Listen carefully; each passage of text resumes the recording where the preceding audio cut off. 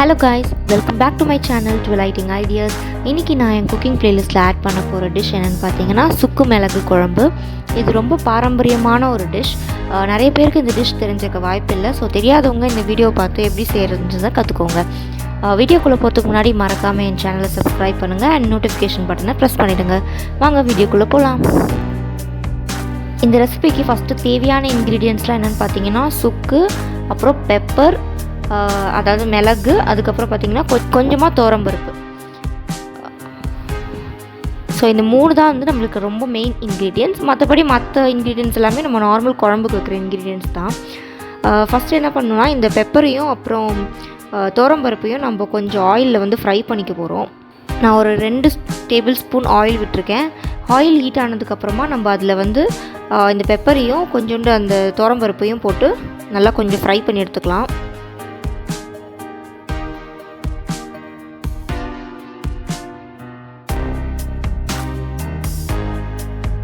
இது நல்லா golden brown கலரில் ஃப்ரை ஆகிற வரைக்கும் பண்ணிக்கணும்.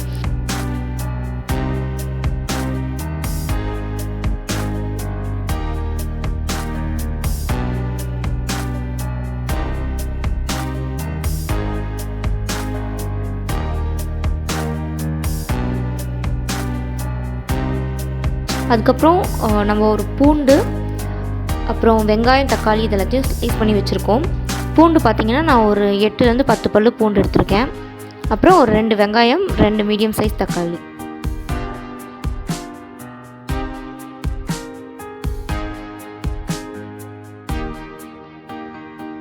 அதுக்கப்புறம் ஒரு லெமன் சைஸ் புளியை வந்து கரைச்சி வச்சுருக்கேன்.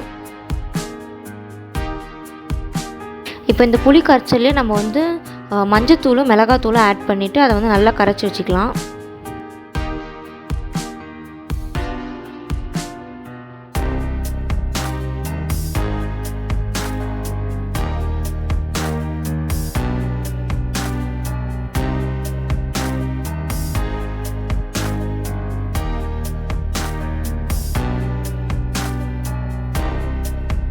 இதிலே நம்ம வந்து சால்ட்டும் ஆட் பண்ணி நல்லா மிக்ஸ் பண்ணி வச்சுக்கலாம்.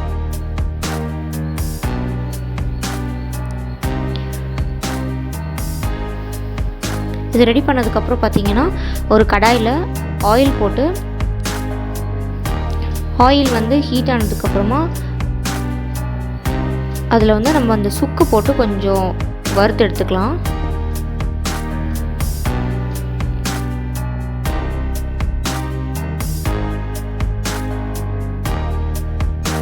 சுக்கு வறுத்ததுக்கப்புறமா நம்ம அதே எண்ணெயில் அந்த சுக்கு மட்டும் வெள்ளை எடுத்துட்டு அதே எண்ணெயில் வந்து கொஞ்சம் கடுகு, அப்புறம் வெந்தயம், சீரகம் இது மூணுத்தையும் ஆட் பண்ணிக்கலாம்.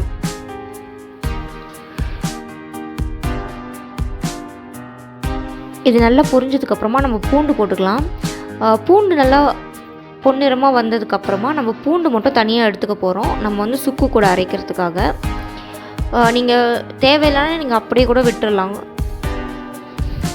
பூண்டு எடுத்ததுக்கப்புறமா நம்ம வெங்காயம், தக்காளி, அதுக்கப்புறமா கொஞ்சோண்டு கருவேப்பிலை இது எல்லாத்தையும் சேர்த்து நம்ம நல்லா வதக்க போகிறோம்.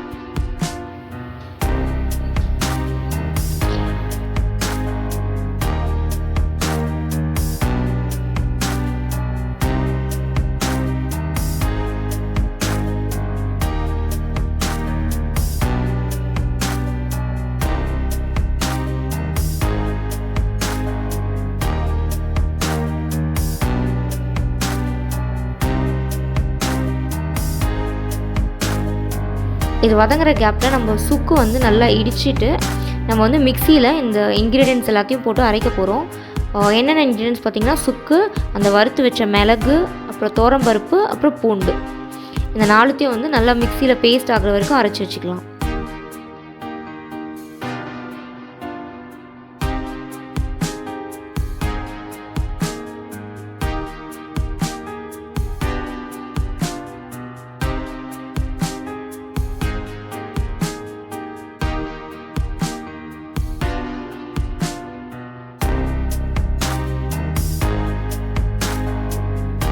இப்போ தக்காளி வெங்காயம்லாம் நல்லா வதங்கிடுச்சு.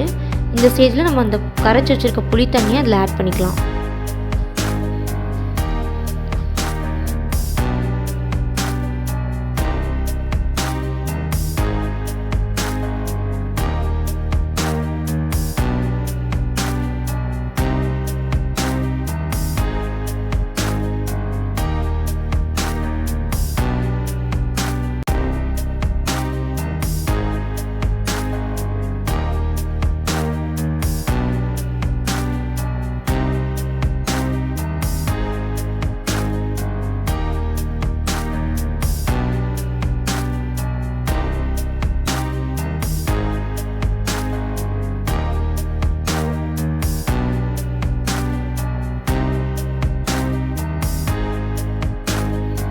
இந்த கிரேவி நல்லா கொதிக்குது. இது கொதிச்சதுக்கப்புறமா பார்த்திங்கன்னா நம்ம அந்த அரைச்சி வச்சுருக்க அந்த விழுதை வந்து இதில் ஆட் பண்ணிக்கலாம்.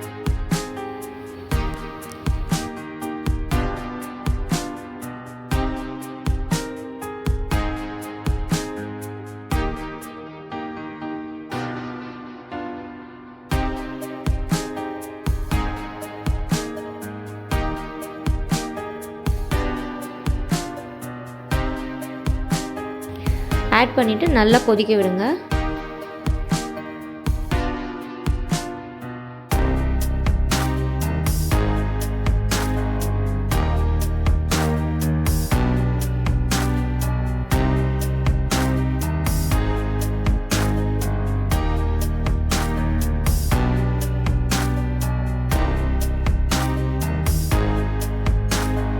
ஸோ அந்த பச்சை வாசனைலாம் போகிற அளவுக்கு கொதிக்கணும். கொதிச்சதுக்கப்புறம் பார்த்திங்கன்னா நமக்கு சூப்பரான சுக்கு மிளகு குழம்பு ரெடி ஆகிடும்.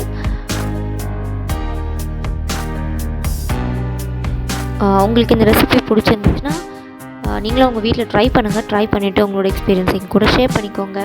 அண்ட் நெக்ஸ்ட் வீடியோவில் இதே மாதிரி புது ரெசிபியாக நான் உங்களுக்கு செய்கிறேன். So until then stay tuned and watch my channel. Bye.